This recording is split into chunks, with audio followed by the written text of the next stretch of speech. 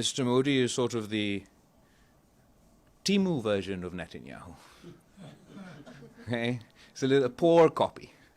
And we call upon the Indian government to not be inspired by the worst examples possible. Don't you see also that India is copying what Israel is doing in the occupied West Bank by allowing the settlers to take over the land? And now India is copying that by allowing Indians to settle in Kashmir. Have you traced any involvement of Israeli military and Israeli drone in the attack on Pakistan? There are some reports say that immediately Israel, of course, they declared their support to India, but have you traced any weapons coming from Israel? And do you have another question also? Yeah, it's related to it. Don't you see also that India is copying what Israel is doing in the occupied West Bank by allowing the settlers to take over the land? And now India is copying that by allowing Indians to settle in Kashmir. Thank you very much. Thank you very much for your very pertinent and important questions. As far as the details of the Israeli equipment involved, I'll allow my team to expand if necessary. As far as I'm aware, absolutely, Israeli drones were used during India's attack on Pakistan. The parallels you draw, obviously, let me emphasize from the outset, there's no meaningful comparison that I can make between the plight of the Palestinians and the plight of Pakistan and the plight of Kashmir. What we're seeing in Gaza, what we're seeing in Palestine is uniquely outrageous, inhumane, and condemnable in all shapes, forms, and terms. Having said that, there are certain parallels that can be drawn.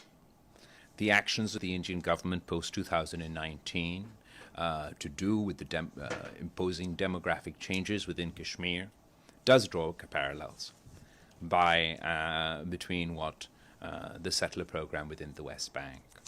As far as being inspired, India being inspired by the Israeli government, unfortunately it's being inspired in all the wrong ways.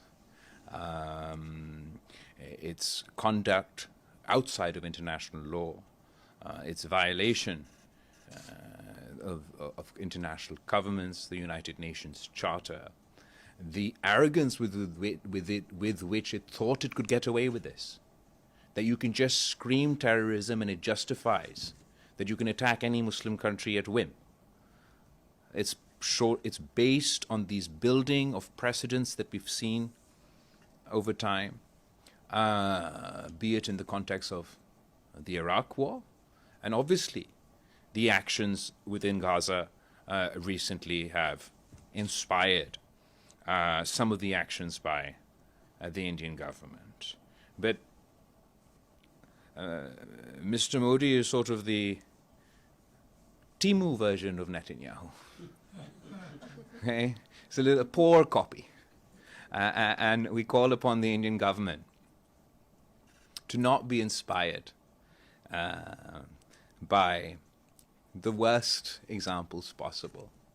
We pride ourselves, we in Pakistan pride ourselves that we're the heirs of the Indus Valley civilization.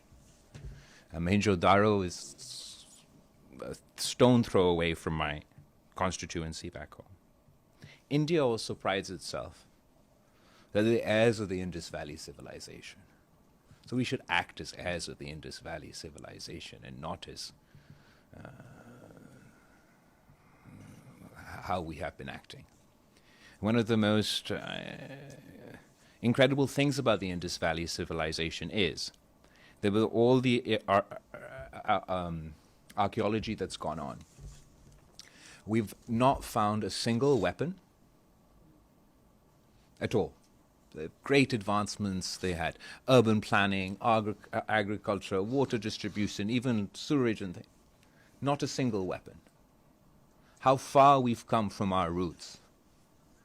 That an Indus Valley civilization, which didn't have a single weapon, is now armed to the teeth. I think that Prime Minister Modi must decide.